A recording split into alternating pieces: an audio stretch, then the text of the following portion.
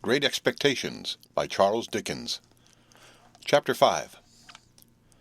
The apparition of a file of soldiers ringing down the butt ends of their loaded muskets on our doorstep caused the dinner party to rise from table in confusion, and caused Mrs. Joe, re-entering the kitchen empty-handed, to stop short and stare, in her wondering lament of, "Gracious goodness gracious me, what's gone with the pie?" The sergeant and I were in the kitchen when Mrs. Joe stood staring, at which crisis I partially recovered the use of my senses. It was the sergeant who had spoken to me, and he was now looking round at the company with his handcuffs invitingly extended towards them in his right hand and his left on my shoulder. "Excuse me, ladies and gentlemen," said the sergeant, "but as I have mentioned at the door to this smart young shaver," which he hadn't, "I am on a chase in the name of the king, and I want the blacksmith." "And pray, what might you want with him?" retorted my sister, quick to resent his being wanted at all. "Mrs.," returned the gallant sergeant, "speaking for myself, I should reply, the honour and pleasure of his fine wife's acquaintance. Speaking for the king, I answer, a little job done." This was received as rather neat in the sergeant, insomuch that Mr. Pumblechook cried audibly, "Good again." "You see, blacksmith," said the sergeant, who had by this time picked out Joe with his eye, "we have had an accident with these, and I find the lock of one of 'em goes wrong, and the coupling don't act pretty. As they are wanted for immediate service, will you throw your eye over them?" Joe threw his eye over them, and pronounced that the job would necessitate the lighting of his forge fire, and would take nearer 2 hours than one. "Will it? Then will you set about it at once, blacksmith," said the offhand sergeant, "as it's on his Majesty's service, and if my men can bear a hand anywhere, they'll make themselves useful." With that, he called to his men, who came trooping into the kitchen, one after another, and piled their arms in a corner, and then they stood about as soldiers do, now with their hands loosely clasped before them, now resting a knee or a shoulder, now easing a belt or a pouch, now opening the door to spit stiffly over their high stalks out into the yard. All these things I saw without then knowing that I saw them, for I was in an agony of apprehension. But beginning to perceive that the handcuffs were not for me, and that the military had so far got the better of the pie as to put it in the background, I collected a little more of my scattered wits. "Would you give me the time?" said the sergeant, addressing himself to Mr. Pumblechook, as to a man whose appreciative powers justified the inference that he was equal to the time. "It's just gone 2:30. "That's not so bad," said the sergeant, reflecting. "Even if I was forced to halt here nigh 2 hours, that'll do. How far might you call yourselves from the marshes hereabouts? Not above a mile, I reckon?" "Just a mile," said Mrs. Joe. "That'll do. We begin to close in upon 'em about dusk. A little before dusk, my orders are. That'll do." "Convicts, sergeant?" asked Mr. Wopsle, in a matter-of-course way. "Aye," returned the sergeant, "2. They're pretty well known to be out on the marshes still, and they won't try to get clear of 'em before dusk. Anybody here seen anything of any such game?" Everybody, myself excepted, said no with confidence. Nobody thought of me. "Well," said the sergeant, "they'll find themselves trapped in a circle, I expect, sooner than they count on. Now, blacksmith, if you're ready, His Majesty the King is." Joe had got his coat and waistcoat and cravat off, and his leather apron on, and passed into the forge. One of the soldiers opened its wooden windows, another lighted the fire, another turned to at the bellows, the rest stood round the blaze, which was soon roaring. Then Joe began to hammer and clink, and we all looked on. The interest of the impending pursuit not only absorbed the general attention, but even made my sister liberal. She drew a pitcher of beer from the cask for the soldiers, and invited the sergeant to take a glass of brandy. But Mr. Pumblechook said sharply, "Give him wine, mum. I'll engage there's no tar in that." So the sergeant thanked him, and said that as he preferred his drink without tar, he would take wine, if it was equally convenient. When it was given him, he drank His Majesty's health and compliments of the season, and took it all at a mouthful, and smacked his lips. "Good stuff, eh, sergeant?" said Mr. Pumblechook. "I'll tell you something," returned the sergeant. "I suspect that stuff's of your providing." Mr. Pumblechook, with a fat sort of laugh, said, "Aye, aye. Why?" "Because," returned the sergeant, clapping him on the shoulder, "you're a man that knows what's what." "Do you think so?" said Mr. Pumblechook, with his former laugh. "Have another glass." "With you." "Hob and nob," returned the sergeant. "The top of mine to the foot of yours, the top of yours to the top of mine. Ring once, ring twice, the best tune on the musical glasses, your health. May you live 1,000 years, and never be a worse judge of the right sort than you are at the present moment of your life."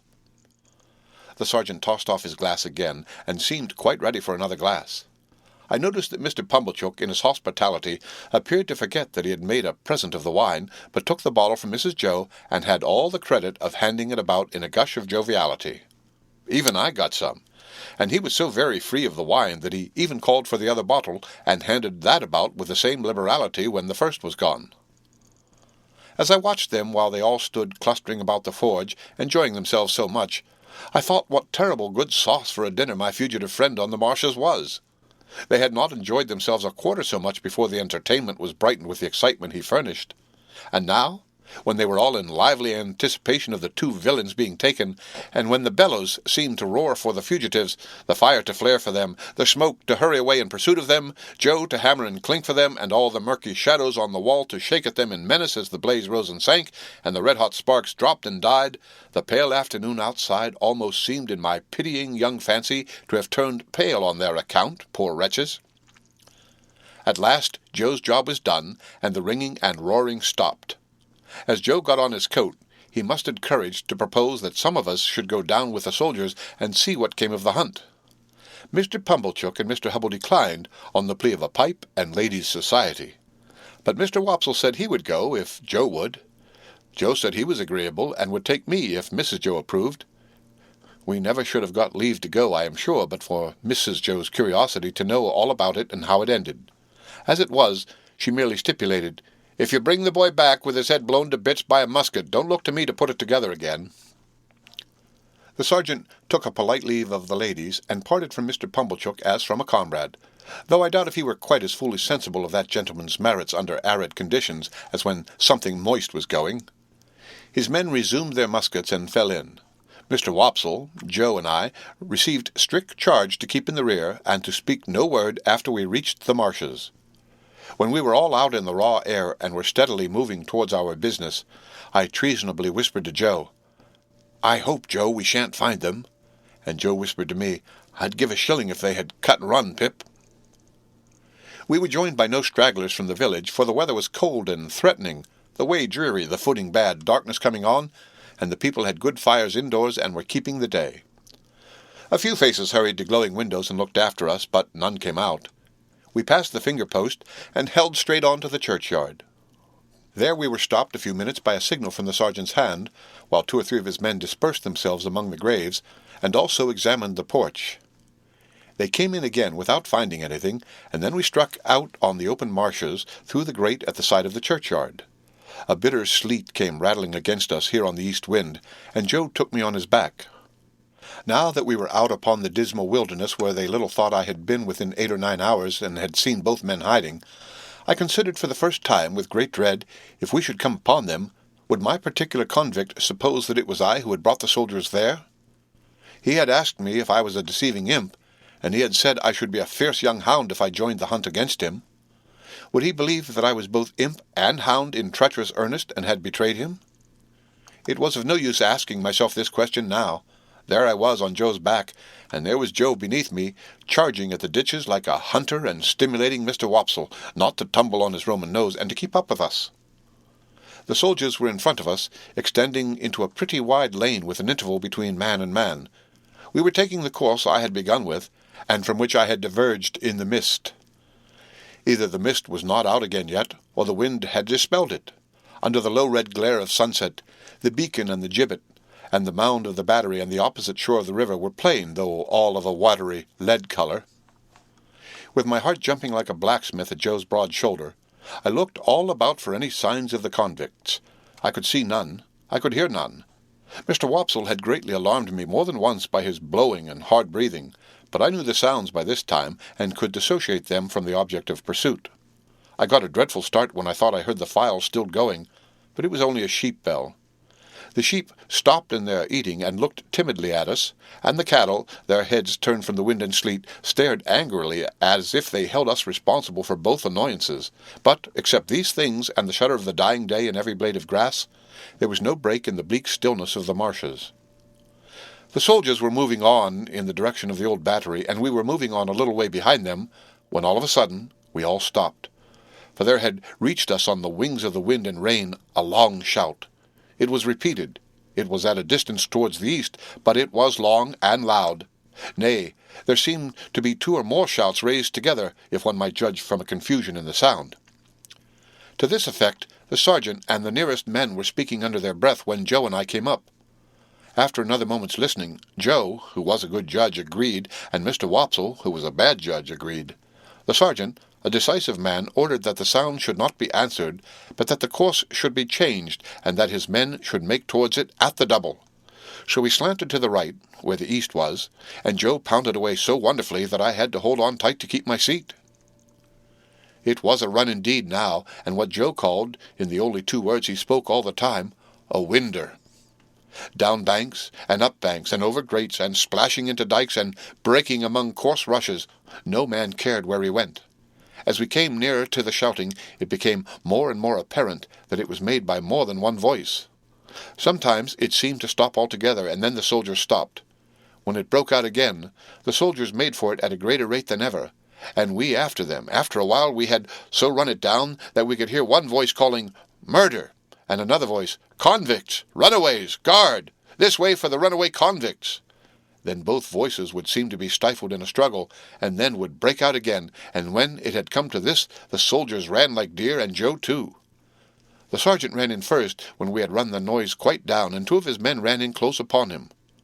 Their pieces were cocked and levelled when we all ran in. "Here are both men," panted the sergeant, struggling at the bottom of a ditch. "Surrender, you 2, and confound you for 2 wild beasts. Come asunder." Water was splashing, and mud was flying, and oaths were being sworn, and blows were being struck, when some more men went down into the ditch to help the sergeant, and dragged out separately my convict and the other one. Both were bleeding and panting and execrating and struggling, but of course I knew them both directly. "Mind," said my convict, wiping blood from his face with his ragged sleeves and shaking torn hair from his fingers. "I took him. I give him up to you, mind that." "It's not too much to be particular about," said the sergeant. "It'll do you small good, my man, being in the same plight yourself. Handcuffs there." "I don't expect it to do me any good. I don't want it to do me more good than it does now," said my convict with a greedy laugh. "I took him. He knows it. That's enough for me." The other convict was livid to look at, and, in addition to the old bruised left side of his face, seemed to be bruised and torn all over.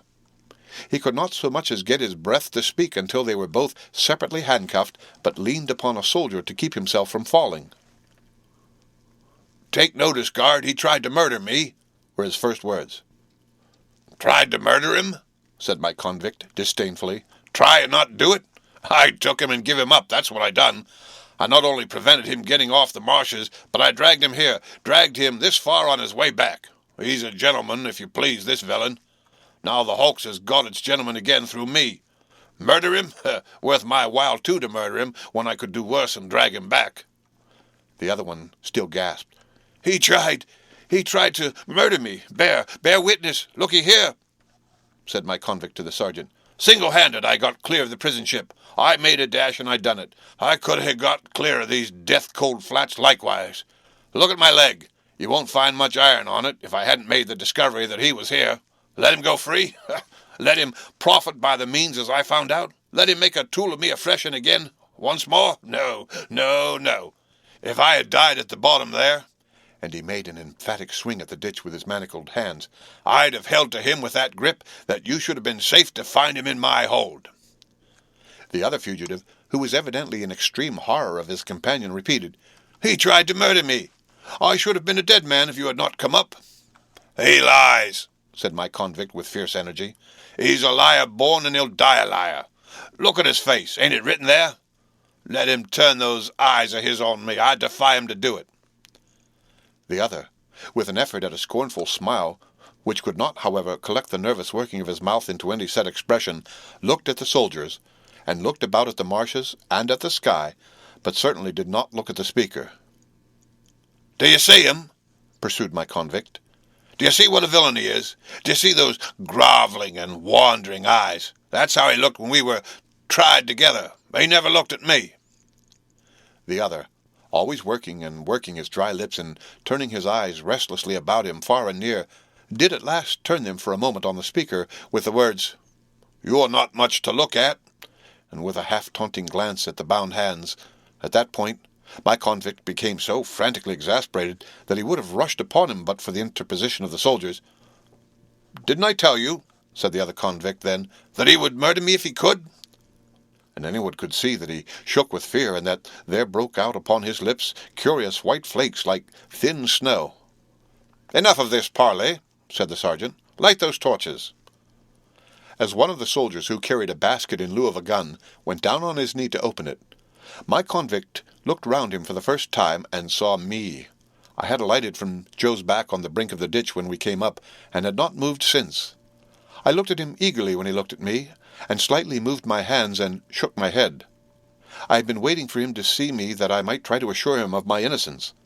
It was not at all expressed to me that he even comprehended my intention, for he gave me a look that I did not understand, and it all passed in a moment. But if he had looked at me for an hour or a day, I could not have remembered his face ever afterwards as having been more attentive. The soldier with the basket soon got a light, and lighted 3 or 4 torches, and took one himself, and distributed the others. It had been almost dark before, but now it seemed quite dark, and soon afterwards very dark. Before we departed from that spot, 4 soldiers standing in a ring fired twice into the air. Presently we saw other torches kindled at some distance behind us, and others on the marshes on the opposite bank of the river. "All right," said the sergeant. "March." We had not gone far when 3 cannon were fired ahead of us with a sound that seemed to burst something inside my ear. "You are expected on board," said the sergeant to my convict. "They know you are coming. Don't straggle, my man. Close up here." The 2 were kept apart, and each walked surrounded by a separate guard. I had hold of Joe's hand now, and Joe carried one of the torches. Mr. Wopsle had been for going back, but Joe was resolved to see it out, so we went on with the party. There was a reasonably good path now, mostly on the edge of the river, with a divergence here and there where a dike came, with a miniature windmill on it and a muddy sluice gate. When I looked round, I could see the other lights coming in after us. The torches we carried dropped great blotches of fire upon the track, and I could see those, too, lying, smoking and flaring. I could see nothing else but black darkness. Our lights warmed the air about us with their pitchy blaze, and the 2 prisoners seemed rather to like that as they limped along in the midst of the muskets. We could not go fast because of their lameness, and they were so spent that 2 or 3 times we had to halt while they rested. After an hour or so of this travelling, we came to a rough wooden hut and a landing place. There was a guard in the hut, and they challenged, and the sergeant answered. Then we went into the hut, where there was a smell of tobacco and whitewash, and a bright fire, and a lamp, and a stand of muskets, and a drum, and a low wooden bedstead like an overgrown mango without the machinery, capable of holding about 12 soldiers all at once. 3 or 4 soldiers who lay upon it in their greatcoats were not much interested in us, but just lifted their heads and took a sleepy stare, and then lay down again. The sergeant made some kind of report, and some entry in a book, and then the convict, whom I call the other convict, was drafted off with his guard to go on board first. My convict never looked at me except that once. While we stood in the hut, he stood before the fire, looking thoughtfully at it, or putting up his feet by turns upon the hob, and looking thoughtfully at them as if he pitied them for their recent adventures. Suddenly he turned to the sergeant and remarked, "I wish to say something respecting this escape. It may prevent some persons laying under suspicion alonger me." "You can say what you like," returned the sergeant, standing coolly, looking at him with his arms folded, "but you have no call to say it here. You'll have opportunity enough to say about it and hear about it before it's done with you." I know. But this is another point, a separate matter. A man can't starve, at least I can't. I took some wittles up at the village over yonder, where the church stands a'most out on the marshes." "You mean stole," said the sergeant. "And I'll tell you where from the blacksmith's." "Hulloa," said the sergeant, staring at Joe. "Hulloa, Pip," said Joe, staring at me. "It was some broken wittles, that's what it was, and a dram of liquor and a pie." "Have you happened to miss such an article as a pie, blacksmith?" asked the sergeant confidentially. My wife did, at the very moment when you come in. Don't you know, Pip?" "So," said my convict, turning his eyes on Joe in a moody manner, and without the least glance at me. "So you're the blacksmith, are you? Then I'm sorry to say I've eaten your pie." "God knows you're welcome to it, so far as it ever was mine," returned Joe, with a saving remembrance of Mrs. Joe. "We don't know what you have done, but we wouldn't have you starved to death for it, poor miserable fellow creature, would us, Pip?" The something that I had noticed before clicked in the man's throat again, and he turned his back. The boat had returned, and his guard were ready, so we followed him to the landing place made of rough stakes and stones, and saw him put into the boat, which was rowed by a crew of convicts like himself. No one seemed surprised to see him, or interested in seeing him, or glad to see him, or sorry to see him, or spoke a word, except that somebody in the boat growled as if to dogs, "Give way, you!" which was the signal for the dip of the oars. By the light of the torches, we saw the black hulk lying out a little way from the mud of the shore like a wicked Noah's Ark. Cribbed and barred and moored by massive rusty chains, the prison ship seemed in my young eyes to be ironed like the prisoners. We saw the boat go alongside, and we saw him taken up the side and disappear. Then the ends of the torches were flung hissing into the water and went out, as if it were all over with him. The end of Chapter 5. Read by Rick Kishner for Lit2Go on the web at fcit.usf